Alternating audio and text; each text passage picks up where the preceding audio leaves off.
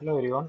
NEET 2026 National Testing Agency exam ஸ்லிப்பை வந்து நம்ம release பண்ணியிருக்காங்க. நம்ம அதை எப்படி பார்க்கறதுன்னு உள்ளதை நம்ம இப்போ பார்க்கலாம். ஓகேவா?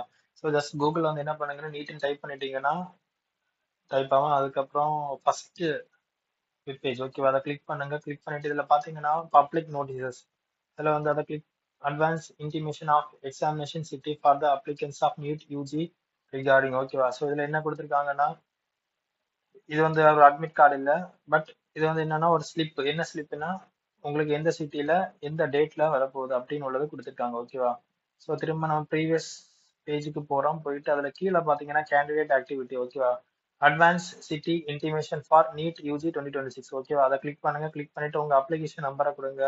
அதுக்கப்புறம் உங்க பாஸ்வேர்டை கொடுங்க. அதுக்கப்புறம் செக்யூரிட்டி பின். ஓகேவா? அதை capital I capital Y capital 2 capital Y OW. ஓகேவா? இதை கொடுத்துட்டு சப்மிட் கொடுத்தீங்கன்னா உங்க டேஷ்போர்டு முன்னாடி போயிடும். போனதுக்கு அப்புறம் நீங்க டவுன்லோட் பண்ணி எடுத்துக்கலாம். ஓகேவா? பட் இது வந்து ஹால் டிக்கெட் இல்ல, உங்களுக்கு ஸ்லிப். ஓகேவா? அதாவது எந்த சிட்டில எந்த ஸ்டேட்ல உங்களுக்கு எக்ஸாம் சென்டர் போட்டிருக்காங்க அதுதான் உங்களுக்கு இப்போ வியூ பண்ண முடியும். ஓகேவா?